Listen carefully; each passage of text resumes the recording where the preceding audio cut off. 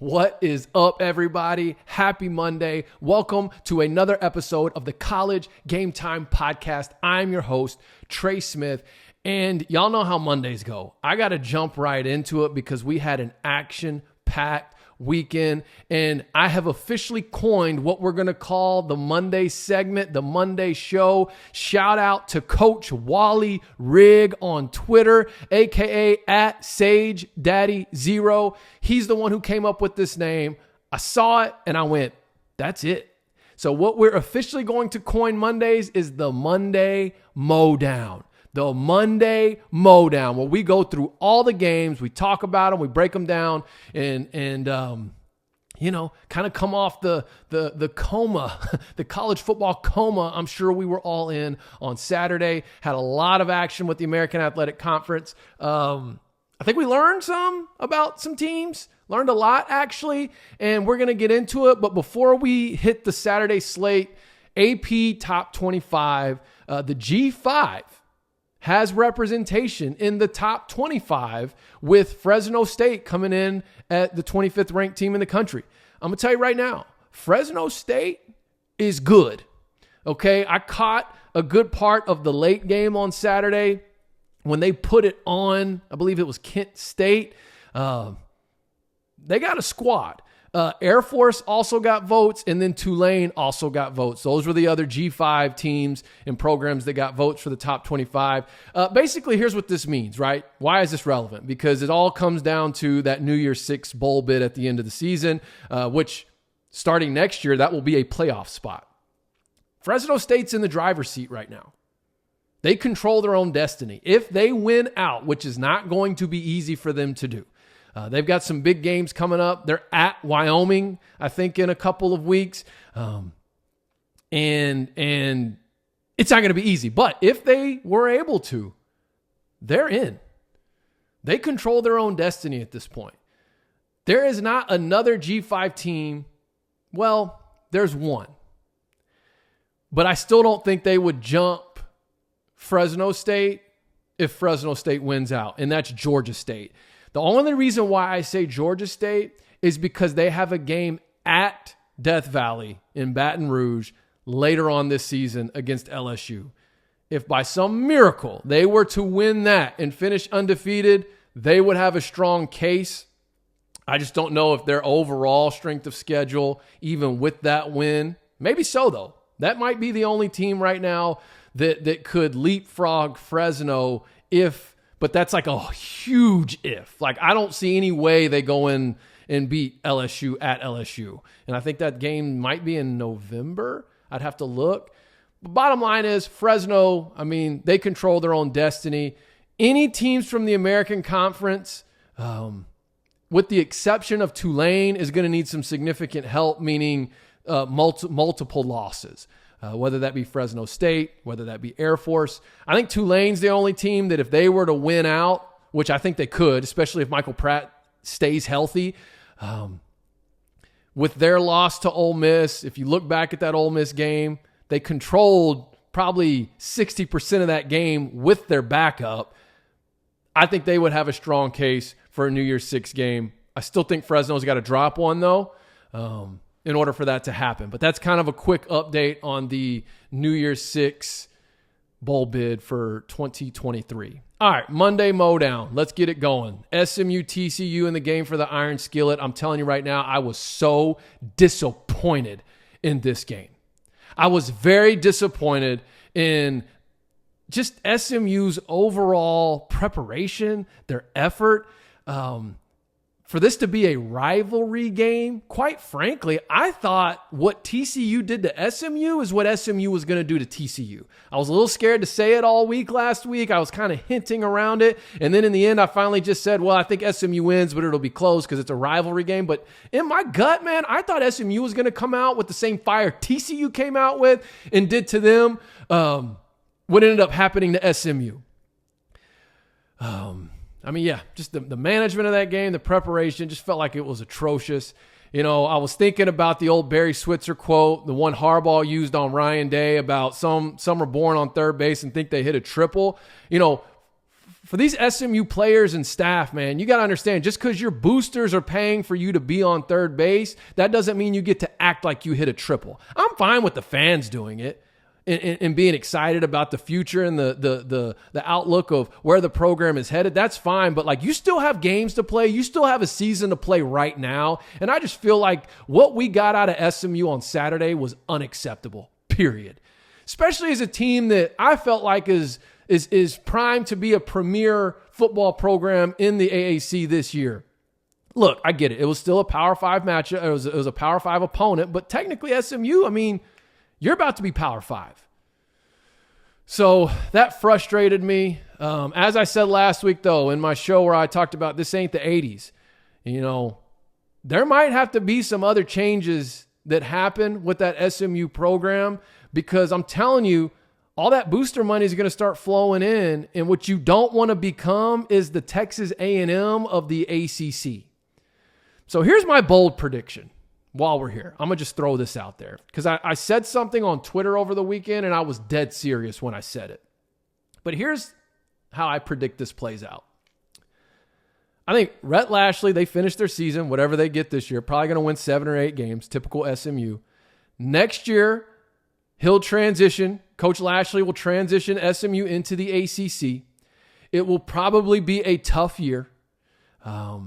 Just new conference, Power 5, more competition, tougher opponents, all that stuff. And then mark my words, those SMU boosters are going to go after Deion Sanders, a.k.a. Coach Prime, and try to bring him back to where he calls home, where it all started. His coaching career with the Truth program started in Dallas, Texas. His son, his oldest son, played football at SMU. After next year, Shador's going to be gone. Shiloh's going to be gone. Travis Hunter's going to be gone. And I'm telling you right now, I think SMU is willing to write a blank check to make Coach Prime their head coach of the SMU program. And then on top of that, they're going to give him an unlimited NIL budget. That's a dangerous combination. Deion Sanders with an unlimited NIL budget right in the heart of Dallas, Texas, where he, at this point, considers home. I said it on Saturday. I said, how long until the SMU boosters offer Coach Prime $20 million a year to come be their head coach? I'm serious. Keep an eye on that. All right, let's move it on. Tulsa, NIU. Tulsa got the win. It wasn't very convincing. Quite frankly, through 4 weeks of football, Tulsa's really only had one explosive quarter of offensive football, and that was the second quarter against Arkansas Pine Bluff. Now, granted, they've had 2 very tough opponents with OU and Washington, but this NIU game, man, I thought this was going to be kind of a get your swagger, get your confidence back type of game, and it really wasn't, man. I don't know what's going on at the quarterback position. I don't know if Braylon Braxton's going to be out for a while. You know, he had the ankle injury in week 1, and we haven't seen him since. Hopefully they get him back for conference play, but this week is a big game. They've got a Thursday night ESPN matchup with Temple to kick off conference play for both teams, actually. I think this is I hate to say this in week 5, but I think this is like a make or break game that will really strongly impact the trajectory of both Tulsa and Temple's season, depending on who comes out on top. I really think, both are coming in 2-2.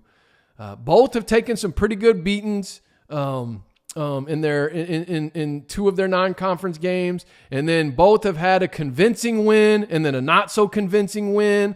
Both of these teams I had on my bounce back list for 2023, and I think Thursday night, it's a big game for both Temple and Tulsa. And we'll talk more about that later this week, but I think the trajectory of each team's season is really on the line Thursday night. That might be a little too dramatic this early in the season, but man, that's just what I'm thinking as I watch both these teams. And speaking of Temple, that's the next game on the list. They played Miami. Miami rolled.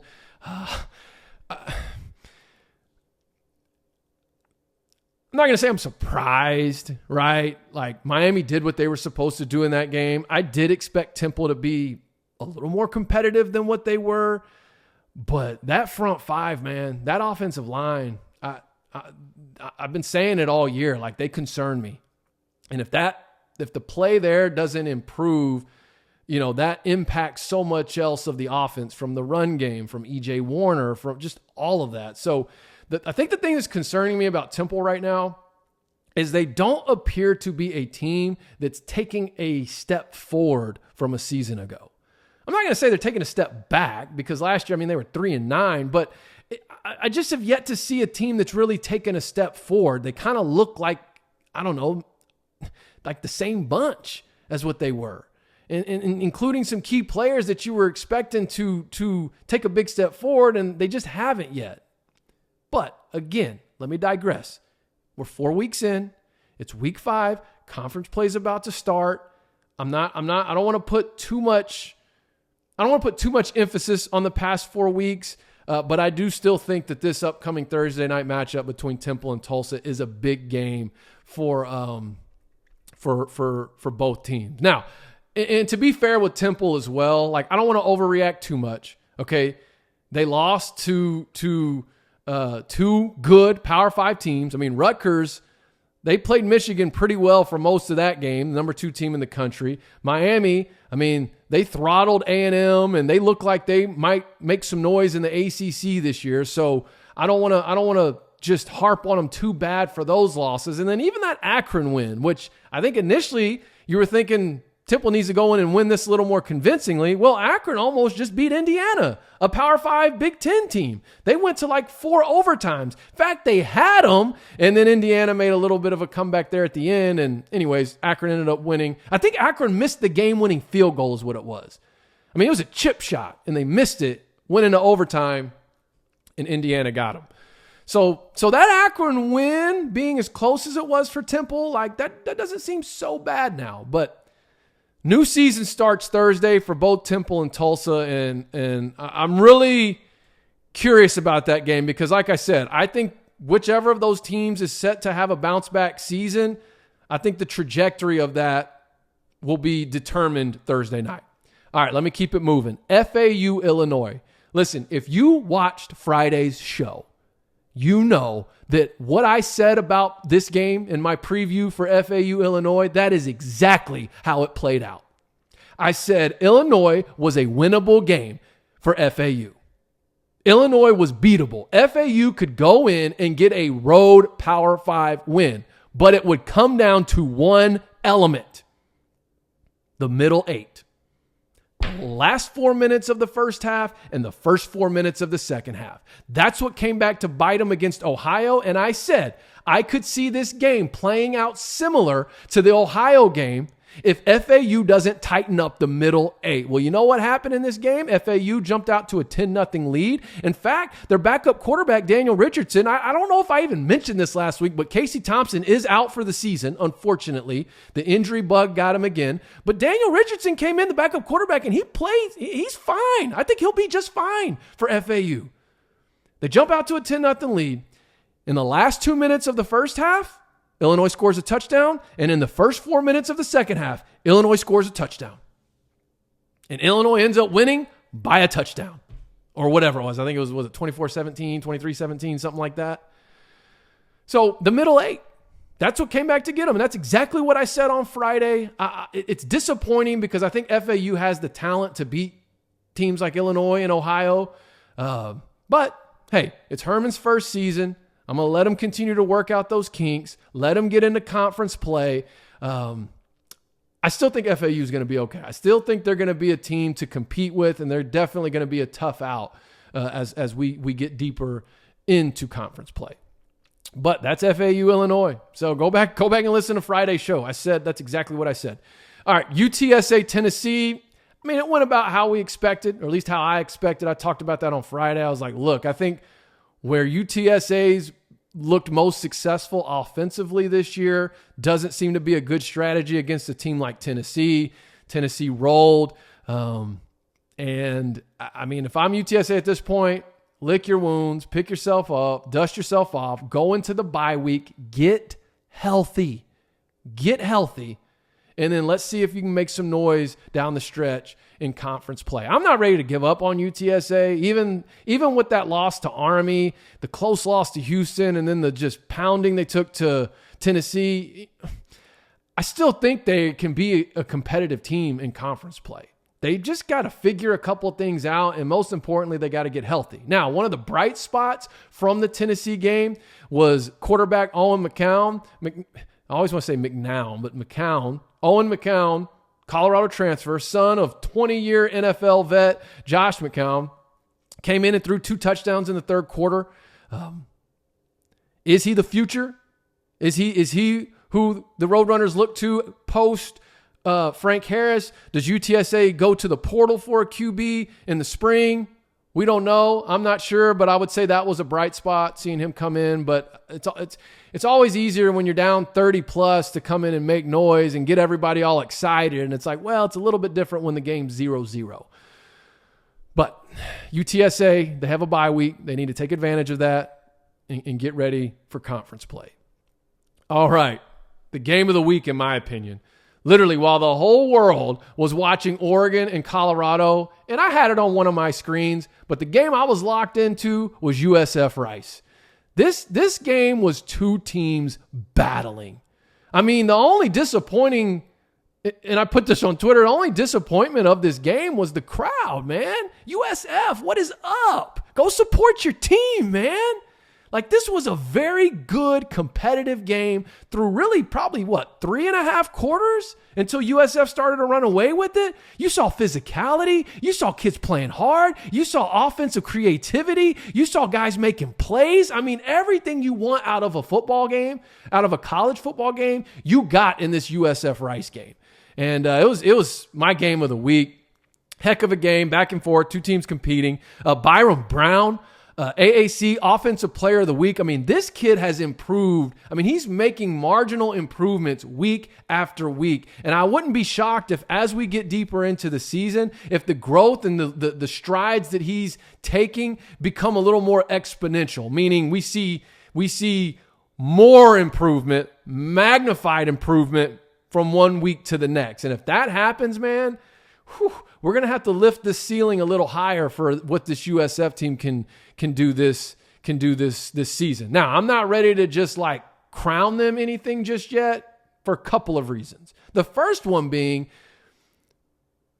when this game against Rice really took a turn was when JT Daniels got hurt, Rice's starting quarterback. I think this game comes down to probably a field goal or less if JT Daniels finishes the game. Not to take away from USF, but just to call it like I see it. He was cooking. Rice's offense was cooking. Luke McCaffrey was cooking. All right. And it was a back and forth game. And then it was when he went down, USF started to pull away. And then it ended up being, 42-29 or something like that. So curious how that would have played out had JT Daniels stayed healthy. Which leads me to another point on Rice this season. Is JT Daniels done? I mean, this has kind of been what's plagued him throughout his entire college career, from USC to Georgia to West Virginia to now at Rice, is like that injury bug. And if he's out, this Rice team that was looking like they could be a competitive team in the conference, well, I think that's going to significantly impact what they're able to accomplish this season if JT Daniels doesn't come back. But anyways, the other reason for USF is just wanting to keep in mind that it's Golish's first year. There's still probably going to be hurdles. There's going to be adversity. There's going to be things to work through. You still have a young quarterback in Byron Brown, even though he is improving week to week. So I don't want to just like skyrocket the expectations just yet. Like, let's let them continue and see how they continue to keep this up and show improvement in conference play. I do think the future outlook is excellent for USF. I think what we're seeing is a dog mentality from this Bulls team, this program that has been missing for some time now, with just the effort and relentlessness and aggressiveness and mindset that they play with. And that's a hats off to Golish and his staff, and being able to instill that culture in one, off season. But if this means that USF is about to be one of the premier teams in the American Athletic Conference again, like, I'm all for that. And I think that's great for the AAC. So let's keep it moving. Oh, man, I'm looking at the time. Yeah, this might just be a longer episode, guys. So just going to tell you straight up. ECU Gardner-Webb, I actually didn't get to watch much of this one. ECU rolled, and it's looking like it was a nice reset entering conference play, and they might be catching Rice, who their next opponent is, without JT Daniels, which could be a significant boost for ECU. So what an opportunity for them to reset their season and try to start over after really putting themselves in an 0-3 hole. They shut out Gardner-Webb, did what they were supposed to do. Now let's see how they are able to take that momentum and put it into conference play. Charlotte, Florida. You know, Charlotte fought. They didn't give up. I'm not sure what to make of this team. I don't think anyone expected them to beat Florida. A lot of people probably expected them to get blown out, and they didn't. They actually kept it competitive. I mean, Florida controlled the whole game, but Charlotte kind of just kept chipping away and wouldn't go away. But that's the thing. I haven't questioned the attitude and the effort of this Charlotte program, this football team. The effort or the grit. I haven't questioned that. What I've questioned is if the staff that Poggi has in place is putting the players in the best position to be successful. Now, against Florida, that's not really a fair, to me, place to judge whether or not that's happening because you're outmatched at basically every position on the field. But I will say Charlotte's defense, man, they look like they're going to be okay in conference play. If this is how they're going to be, I think they'll be okay, but they've got to figure out the offensive side of the ball. Like, what is their identity? Are they the spread option team? Are they the smash mouth, hit you in the face type team, downhill team? Like, what are they? It's like they have no identity on the offensive side of the ball, and I think that's what can come back to bite them as they get into conference play. So we'll see, though. They've got SMU coming up, followed by Navy. Those are two tough games. So let's see how that goes.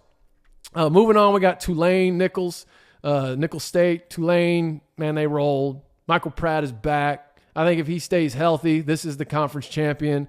It's not going to be a cakewalk by any stretch, but I do think they are the best team in the conference. I wish Pratt would have played that Ole Miss game because if he plays that Ole Miss game, I believe they beat Ole Miss, and then it's not even a question at this point. They're still ranked. They're in the driver's seat for the New Year's Six Bowl bid. But man, it's tough because if you actually watched the Ole Miss Tulane game, not just looked at the box score, Tulane controlled that game with their backup quarterback for 60 to 65% of the game. I mean, deep into the third quarter. And then the wheels kind of started to fall off. Don't need to rehash all that, but listen, if Pratt is back and he's 100% and he stays 100%, I think this is the team to beat in the AAC. Which leads me to the next team that I think is on that list, and that's Memphis, man. This Memphis-Mizzou game, it was frustrating. Look, I get it. Missouri's an SEC team. They're 4-0. They were supposed to beat Memphis. I don't agree with that. I think Memphis should have won this game. They got exposed defensively in a couple areas we hadn't seen yet, which is in their pass defense. You know, I actually thought Drinkwitz was going to scheme up a run game plan that was going to further expose Memphis, and it's like he did the opposite. He schemed up a pass game plan that exposed some of their weaknesses. But still, I mean, it wasn't like they gave up 40 points. But what did I tell you on Friday? I told you who was going to have to go win this game for Memphis. And he had his opportunities, and he didn't get it done. And I don't want this to be a show where I just come down hard on college players or anything like that. So I'm not going to just single a player out or call anyone out. But I think if you watch that game and you know what I'm referencing from last week's Friday's episode, you know what I'm talking about. And Memphis just doesn't have a killer. You know what I mean? Like, they don't have that killer. They don't have that dog. Not behind center, not wearing the headset, quite frankly. And that's what I think is going to come back to haunt them this season. I think they have the talent and they have all the ingredients to win this conference. I don't think they have the mindset.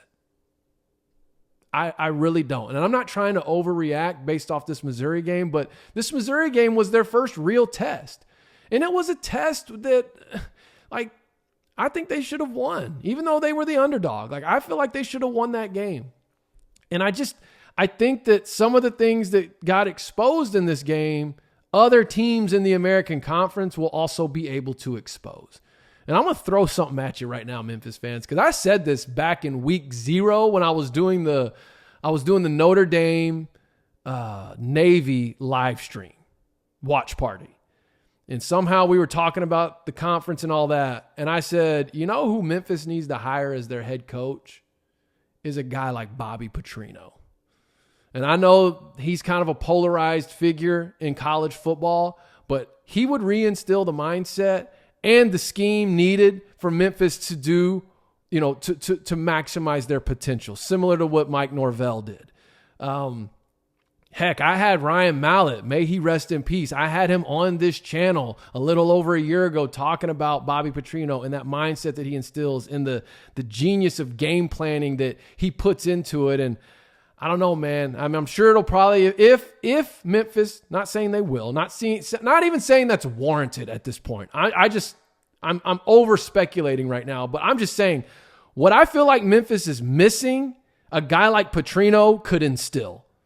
And that's that killer mindset, along with, the scheme needed to win a game like they just lost. Sorry, that one really frustrated me. That's what I said. Look, Memphis has the talent. I'm not going to give up on them. I think they're going to win a lot of conference games this year because they're so good. But what I am calling into question right now, headed into week 5, is do they have the mindset to see it all the way through and to win this conference? That I'm not so sure of. That's what my big question mark is. Call it an overreaction. That's fair. All right, last but not least, we've got UAB Georgia. Listen, man, UAB fought. UAB battled. They went into the house of the number 1 team in the country who's had one of the best defenses of all time for the past couple of years. First rounders after first rounders. They went in and they were not intimidated. They were not scared. They were playing that game to win. Now, Georgia, being the number 1 team in the country, did what Georgia does. They ended up running away with it. And I think it ended up being 42-21. But guys, that's more competitive than what some of the SEC opponents are going to do against Georgia this season. Mark my words. So there was a lot to like. There was a lot, if you're a UAB fan, that you could look at and at least feel hopeful for the remainder of the season as it pertains to the mindset and the fight that this team has. Because I think that's what a lot of fans were starting to call into question after the first couple of games is like, okay, does this team have any fight? Does this team have any grit? Does this team have any spine? And I think those questions were answered against Georgia. Now, you don't want to get too high because you just lost 42-21, right, at the end of the day. So you don't want to treat a moral victory like a victory. But at the same time, I think there are some silver linings you can glean from that game that if you can take that and put it into conference play, maybe give yourself a chance to get that bowl eligibility, whereas a couple of weeks ago that seemed like an impossibility. So those are my thoughts. Let me know what you're thinking in the comments. Tell me how you're feeling after week 4. Tell me how you're feeling about your team, about the trajectory, the conference. I know some of you think the AAC is just completely out of it for the New Year's 6 bid. I don't agree with that. Not at this point, not at this juncture. I still think Tulane has a very good opportunity. Memphis still can too, don't get me wrong, but I just expressed why I'm not so sure. I don't have the confidence Memphis will be able to see this thing all the way through. But those are my thoughts. Let me know yours, and I'll see y'all tomorrow. That's it for me today. Trey Smith, College Game Time.